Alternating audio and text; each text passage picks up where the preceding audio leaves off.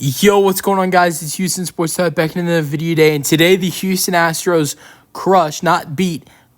absolutely crush the Toronto Blue Jays 10-0, and more importantly, we have seen the first no-hitter of the 2024 season, and that belongs to Ronel Blanco. Been a big fan of Blanco since, he joined the Astros.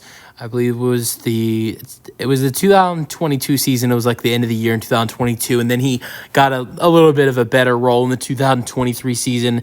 We got to see him get one of his first starts against these Toronto Blue Jays last year, and I think that was either in June or July. I believe it was June. It's like June 7th or something like that, where he went 6 innings. That's the most innings he's ever went in a baseball game before tonight. But Blanco tonight goes 9 innings with 7 strikeouts, all 7 strikeouts on the changeup, and gets a no-hitter, the first no-hitter of the 2024 season. Of course, the first no-hitter of Ronel Blanco's career. And also, not only that, but the 17th no-hitter in Astros franchise history.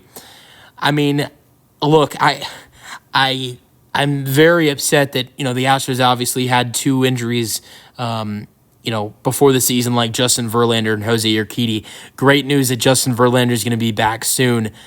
But I think Verlander and Urquidy's injuries might have been a blessing in disguise for the Houston Astros, because I don't know, and I don't think Ronel Blanco would be a starter or would even be starting for the Astros at all if those 2 guys get injured.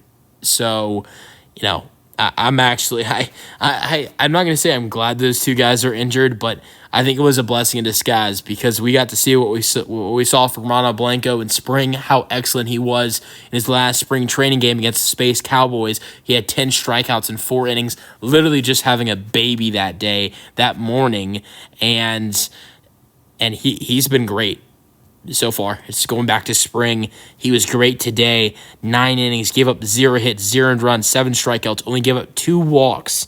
So he was great. And more importantly, we focused so much on Ronel Blanco and how good he was tonight.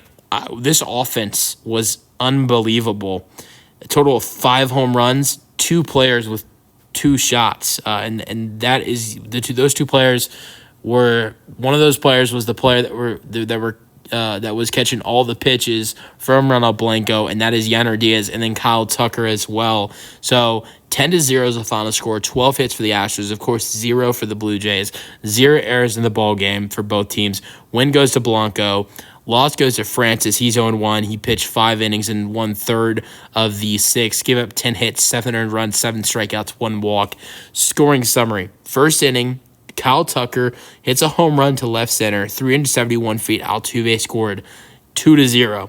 First inning as well, keep it going. Yainer Diaz, home run to left center, 435 feet. Absolutely crushed, 3-0. Also, I want to get back to Kyle Tucker's home run. A very, very rare, surprised the hell out of me, very rare home run to the Crawford boxes for Kyle Tucker.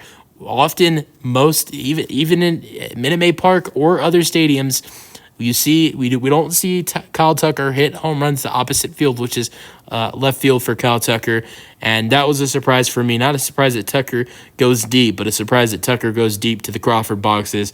10-0. Yainer Diaz also went deep to the Crawford boxes, but it was deep, 3-0.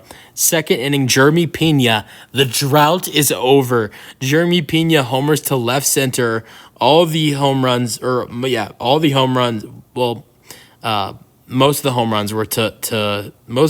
were to left center. Jeremy Pena, last home run, July 5th. No home runs in spring as well. He finally does it. That had to feel good. Get it off his shoulders. He does it. 393 feet. It's 4-0. Fourth inning, Jake Myers with an RBI single. It is 5-0 because McCormick scores. And then the 6th inning, a 2 RBI single for Jeremy Pena. Jose Abreu scored. McCormick scored at 7-0. So Pena with a 3 RBI day. Seventh inning, Kyle Tucker with a home run to right center. 396 feet. Alvarez scored. It's 9-0. Another 2-run shot for Kyle Tucker. And then in the seventh inning, the Astros, they do the same thing they did in the first. First inning, we saw Tucker hit a 2-run shot. And then in the same inning, Diaz hits a solo.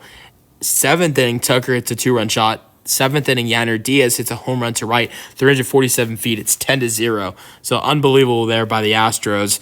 Let's get into the Astros individual batters. Jose Altuve, he was 1 for 4 today. He started off with a first inning single to left. I believe that was the first pitch of the game, but then went 0 for 3 the rest of the day, grounding in to a double play, grounding out to third, struck out swinging in the fourth.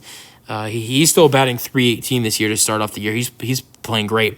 Dubon did get a pinch hit appearance in the eighth, going up against a position player, Isaiah Kiner-Falefa, and he flied out to second.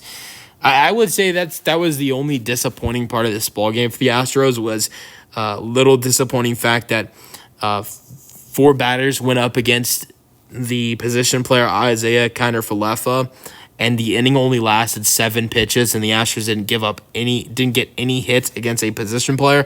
I would say that's literally the only thing you could come up with that was disappointing. I could come up with one more thing, and that is Yordan Alvarez.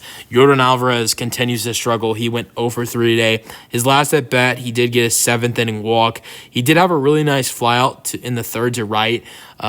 Just a little bit short, like a couple of his flyouts to start off the year. He's batting 100, just playing 100 in the first 5 games of the season. He is 2 for like 20 to start the year. It has not been good for the big man, but I would say I didn't understand one of the decisions for what we saw Joe Espada make today is taking Yordan Alvarez out of the game, putting in Gray Kessinger, which he does make a pitch hit appearance in the 8th inning, going up against position player Isaiah Kiner-Falefa, and he grounds out to shortstop in the 8th. That's one decision I don't understand Joe on it. I know it's a 10-0 game, of course. You don't want to put a guy like Yordan Alvarez, you don't want him to potentially get injured. But we've seen Yordan dominate against position players in the past. He's gone crazy against position players, and I think that would have been a good chance to see for Yordan to see a hit come through, whether it was a double or it was a home run or just a single. Yordan in his only 2 hits have been singles. He has not had an extra base hit. He's not had a double. He's not had a home run. So he needed to see a hit go through, and I think there was a really good chance for Yordan to smack one, whether it was just a regular base hit or was a double or a home run, for Yordan to get going a little bit and feel more comfortable. And I know it's going up against a position player, but it would have gotten his confidence up going. But yeah, I think that was a little bit of a judgmental decision on Joe's end, but it is a 10-0 ball game at the same time. You just got to hope Yordan can get out of this slump soon. It's weird. I will say it's weird. We have seen Yordan go through slumps, but not like this. Not to start off a season, though. We haven't. Kyle Tucker, great day, 2 for 3, hit those 2 home runs, had a 3rd inning walk. Amazing day for King Tuck. Alex Bregman, another Astros star who is struggling offensively. He struck out swinging 3 times in this game in the 1st, 3rd, and 5th, and then he popped out to 3rd in the 7th. He's batting .158 to start the year.